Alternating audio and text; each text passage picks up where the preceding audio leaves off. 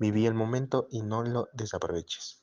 Muy buenas, ingeniero, muy buenas con todos. A continuación, el grupo número 6, conformado solamente por dos personas, por Alexisa y mi persona, que es Anderson Calaugi, tendrá el honor de presentarles la tutoría que corresponde para esta semana. Los triángulos. Los triángulos en sí lo que están conformados son por las iteraciones de los semiplanos, como por ejemplo tenemos aquí en este recuadro o en esta representación gráfica que el segmento AB que contiene para C, el segmento AC que contiene para B y el segmento BC que contiene para A. En sí se denota de la siguiente manera, como un triángulo al lado izquierdo y cualquier letra que se pueda conformar por letras mayúsculas, como en este caso tenemos el triángulo de A, B y C.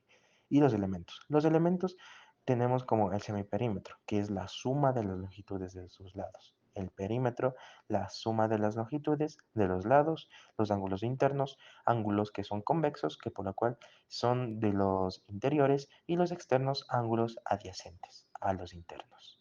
Los vértices son puntos no colineales y los lados son segmentos determinados por los vértices.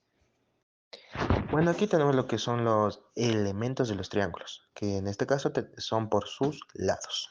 Tenemos lo que es el escaleno, el isósceles y el equilátero, que en este caso, en el triángulo de ABC para equilátero, sus lados, como vemos aquí representado, no son iguales.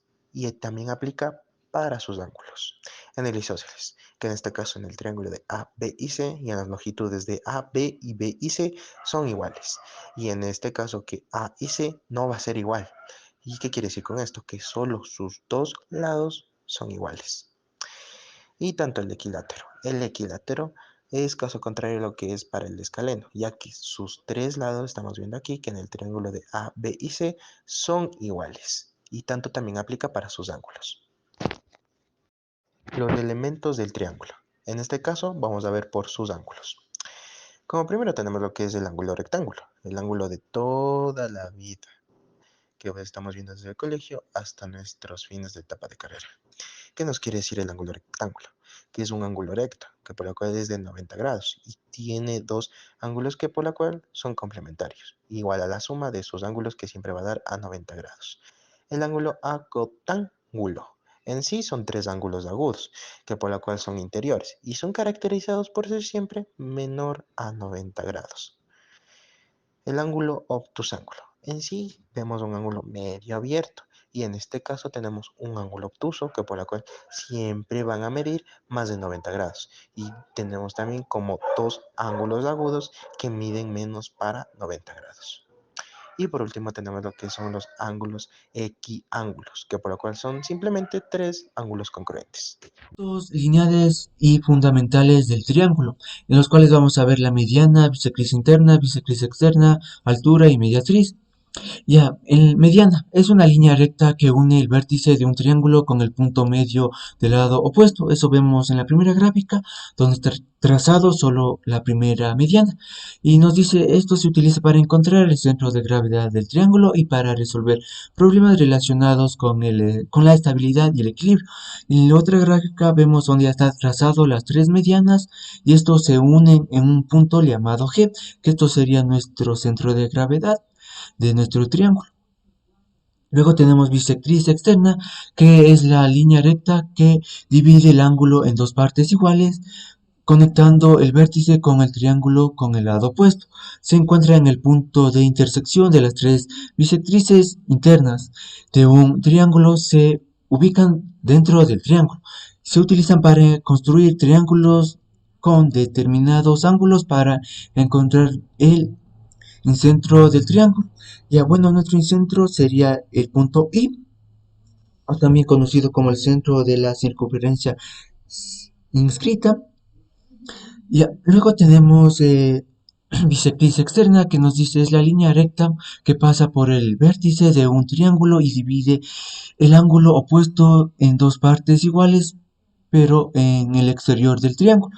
Cada vértice de un triángulo tiene dos bisectrices externas, se intersecan formando el excentro opuesto. Se utiliza para trazar triángulos isósceles, para resolver problemas que involucren la longitud de los lados y los ángulos de un triángulo. Y aquí vemos dos pequeñas gráficas.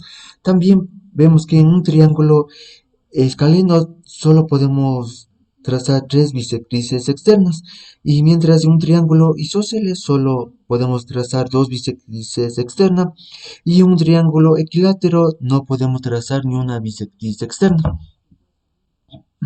Altura es una línea recta que pasa por el vértice de un triángulo y es perpendicular a la recta que contiene el lado opuesto.